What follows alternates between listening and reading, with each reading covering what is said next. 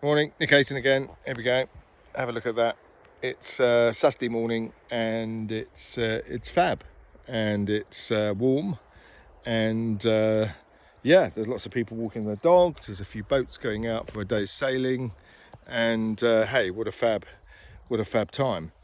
So, in the last conversation, we were reminding ourselves that if you're a founder or an entrepreneur, about some of the basics and some of the things, the nuances and the stages in the investment journey.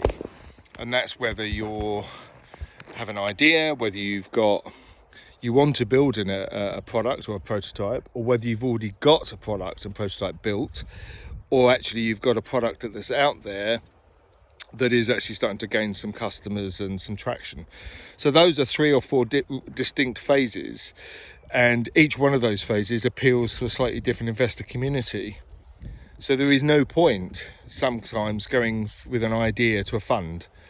There's no point. There is no point going to a fund to ask for money to build an MVP. That's very much angel territory. That's personal relationships, and that's friends and family. That's, building a prototype. You've got to actually put your hands in your own pockets and get something built, and it's not that expensive. And if you think it is, you're wrong. It's not that expensive.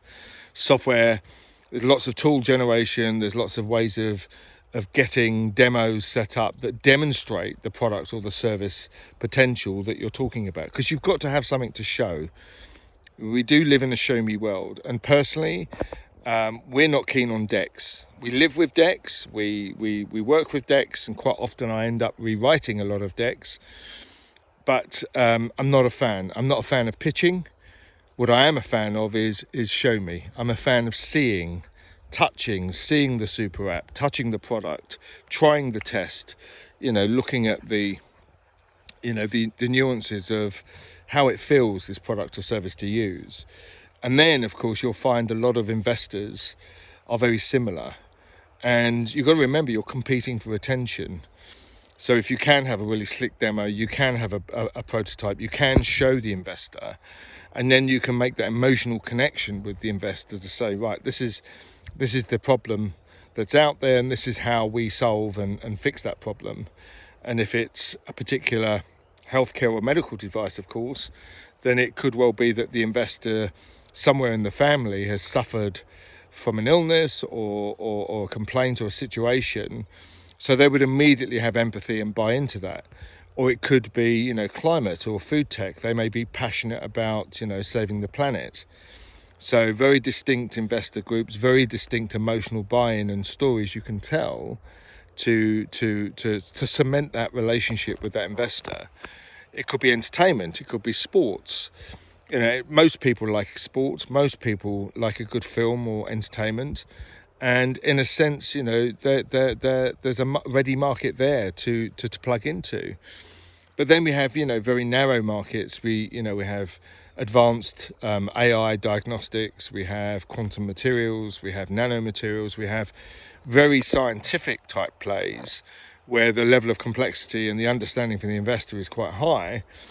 And whilst you might think that will put investors off, you will sort of you will lose a few, but it's all how you tell the story. It's how you make the investor not a professional and expert, but you give them enough information on why what you're doing is important, and remind them of some of the basic, whether they're the laws of physics or chemistry or nutrition or a disaster or stopping a disaster or what have you. You use data and you tell a story that gives the investor enough insight at the beginning of your story, your pitch, so as they read through how you're solving that particular problem, they can buy in. They've got enough knowledge to start making an assessment.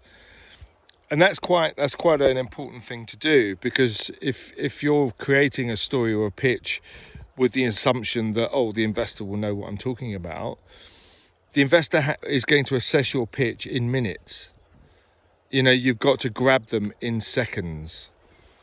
If you haven't hit them in the face, slapped them in the face in the first 2 pages, and got their attention, whether it's a picture, whether it's a statement, whether it's a strap line, whether it's, you know, the articulation of the problem solution in a paragraph, and you haven't got got their attention at that point, they might have a flick through, but you know, I read thousands of decks and I get bored.